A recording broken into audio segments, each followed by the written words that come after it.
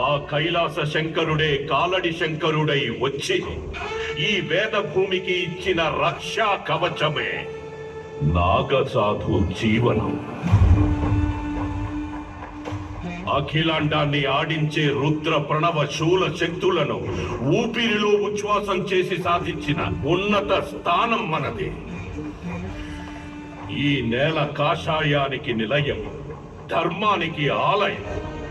హైందవం దారి తప్పి అస్థికత సడలినప్పుడు తన ఆత్మశక్తిని తపశక్తిని కలిపి సృష్టించిన ఆది శంకరాచార్యుల పరంపర మనది. హిందుత్వం అంటే మతం కాదు, హితం. అలాంటి మతానికి హాని చెయ్యడానికి వచ్చిన పాషండ మతాల ఖండనే మన ధ్యేయం.